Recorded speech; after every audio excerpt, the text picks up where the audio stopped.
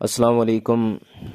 اب ہم ڈرامہ اسیر حرص کے حوالے سے بات کرتے ہیں کہ پہلے باب میں کیا پیش کیا گیا، دوسرے میں، تیسرے میں، اس طرح سے ہم بات کرتے ہیں۔ تو جہاں تک پہلا باب ہے، اس میں پہلا جو پردہ، اس میں کیا ہوتا ہے کہ بادشاہ چنگیز اپنی فتح کی خوشی میں صفدر رو قیدی کے بیٹے کا سر کاٹ کر ایک تشت میں رکھ کر نوشابہ کے پاس تحفہ بیچتا ہے، مگر نوشابہ بڑی نیک ہے، وہ صفدر کو آزاد کر دیتی ہے اور چنگیز کو سمجھاتی ہے کہ وہ ناصر کا حق اسے واپس کر دے جس کا کہ وہ مستحق ہے، اور جنگ نہ کرے۔ تو یہ دیکھیے کہ چنگیز کہتا ہے تو کیا چچا جان کے مال میں کوئی حق نہیں رکھتا؟ تو نوشابہ کہتی ہے کوئی نہیں، جب بیٹا موجود ہے تو بھتیجے کا حق نابود ہے۔ تو چنگیز کہتا ہے خیر، حق نابود ہے تو خست کروں گا، نو کے نشتر سے پست کروں گا۔ تو اس کے بعد جو دوسرا اس کا ہے، اس پہلے باب کا جو دوسرا پردہ ہے، یہ کامک ہے۔ تو یہ حصہ جو ہے کامک سے شروع ہوتا ہے۔ اس میں مرزا حماقت بیگ جو کہ ایک بیوقوف ہے اور اپنی بیوی سے بے حد ڈرتا ہے اور بیوقوفیاں دکھلاتا ہے، سپاہی اس سے محفوظ ہوتے ہیں۔ ذرا ایک جھلکی دیکھیے اس میں، سپاہی کہیے مرزا صاحب مزاج تو اچھا ہے؟ حماقت او مزاج تو بندہ گھر چھوڑ آیا ہے، مردوں کو اس نام سے براس ہوتا ہے، مزاج تو عورتوں کے پاس ہوتا ہے، کیوں کیسی کہی؟ تو سپاہی کہتا ہے اچھی کہی۔ سپاہی کیا کہا عورتوں کے پاس؟ تو حماقت کہتا ہے اور کیا مرد تو اپنی نوکری سنبھالنا جانے یا عورتوں کے ہاتھ کی جوتیاں کھانا جانے؟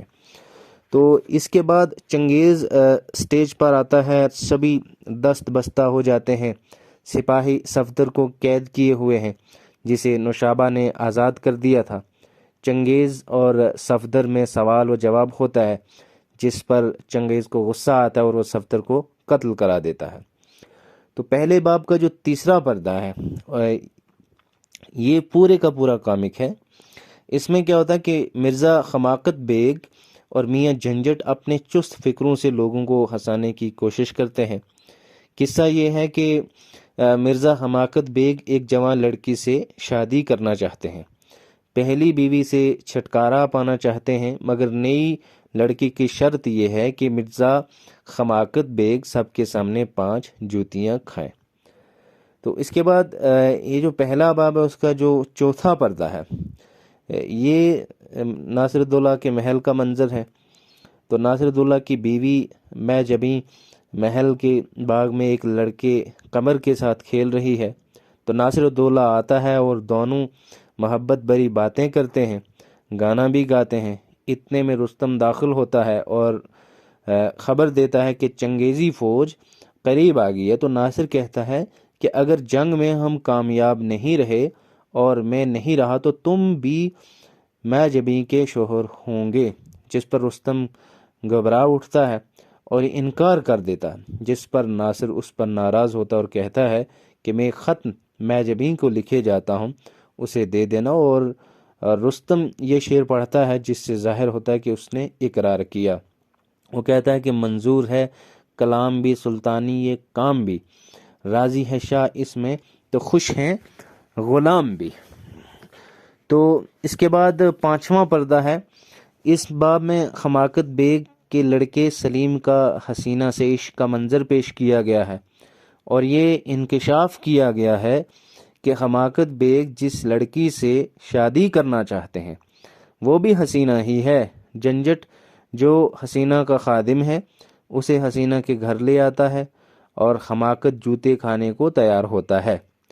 جس وقت وہ جوتے کھا رہا ہوتا ہے، سلیم حسینہ کا باپ بن کر نمودار ہوتا ہے اور حسینہ حماقت کو عورتوں کے کپڑے پہنا کر چکی پر بٹھا دیتی ہے اور حسینہ سے دریافت کرتا ہے کہ یہ کون ہے۔ اس طرح حماقت سے خوب چکی جو ہے پسوا جاتی ہے۔ تو اس کا جو چھٹواں پردہ ہے اس میں میدان جنگ میں ناصر جو ہے وہ قید ہو جاتا ہے اور میں جبیں کا خودکشی کرنے کا ارادہ ہے جسے رستم کامیاب نہیں ہونے دیتا، وہ اسے بچا لیتا ہے۔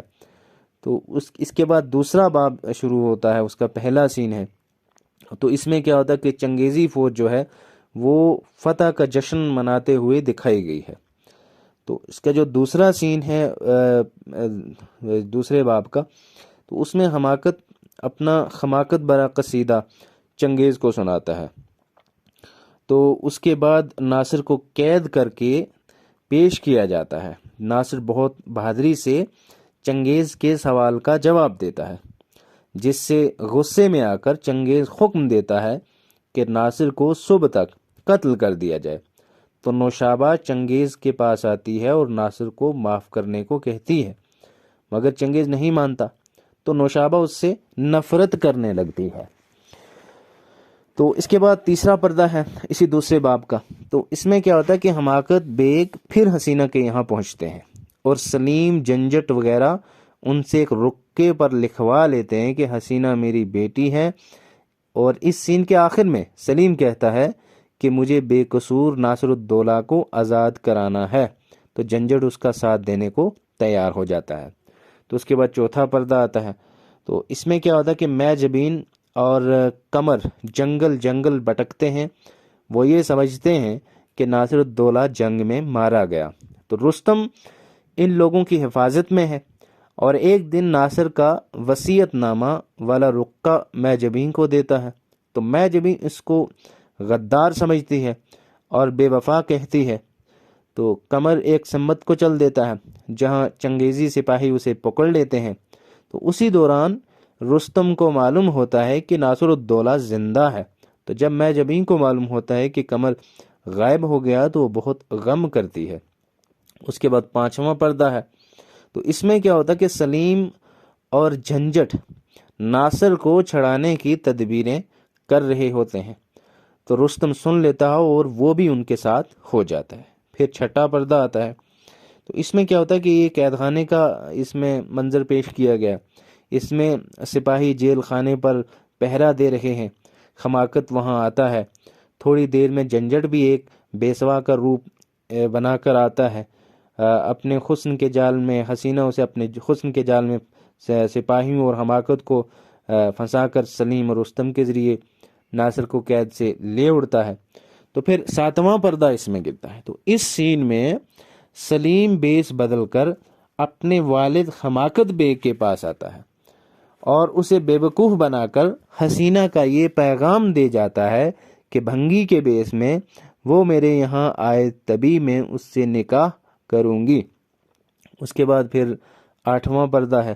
تو اس میں کیا ہوتا ہے کہ چنگیز سو رہا ہے، نوشابہ اسے قتل کرنے جاتی ہے، عین وقت پر رستم اسے بچا لیتا ہے، مگر نوشابہ رستم کو پہچان کر یہ کام اسی کے ذمہ کر جاتی ہے، مگر رستم اس کی جان بخش دیتا ہے۔ چنگیز نوشابہ کو قید خانے میں ڈلوا دیتا ہے۔ اتنے میں قمر کو پیش کیا جاتا ہے، تو چنگیز اسے زندہ دماغ میں پھینک دینے کا حکم دیتا ہے۔ تو رستم مخالفت کرتا ہے مگر چنگیز نہیں مانتا، اس لیے رستم تلوار کے زور سے قمر کو چھڑا لے جاتا ہے۔ اس کے بعد تیسرا باب ہے۔ اس کا جو پہلا پردہ وہ اس میں ناصر الدولہ کا محل ہے۔ تو ناصر الدولہ جو میں جبیں کے سامنے آتا ہے اور رستم بھی قمر کو لے کر حاضر ہوتا ہے۔ تو اس میں جو دوسرا پردہ ہے یہ مزاحیہ سین ہے۔ اس میں حماقت جو ہے وہ بھنگی کا روپ بھر کر حسینہ کے گھر جا پہنچتا ہے۔ وہاں اس کی بیوی اور سلیم و جنجٹ پہلے ہی سے موجود ہوتے ہیں۔ سلیم اور نحوست ظاہر ہو جاتے ہیں اور حماقت اپنی حرکتوں سے توبہ کرتا ہے۔ اس کے بعد یہ تیسرا پردہ اس میں۔ تو اس سین میں چنگیز رستم کے ذریعے شکست پاتا ہے اور رستم ناصر کے کہنے پر اس کی جان بخشی کرتا ہے، جس کا چنگیز کے دل پر بہت اثر ہوتا ہے اور وہ اپنے پرانے گناہوں سے توبہ کرتا ہے۔ خواہش کرتا ہے کہ ایک جشن کیا جائے جس میں خود اپنے ہاتھوں سے ناصر کو تاج پہناؤں گا۔ اس کے بعد یہ آخری پردہ ہے، اور اس آخری سین میں دربار لگتا ہے اور چنگیز ناصر الدولہ کو اس کا تخت عطا کرتا ہے، اور اس طرح سے ہر طرح خوشی کا سماں ہوتا ہے۔ تو یہ اس کا پورا یوں سمجھ لیجیے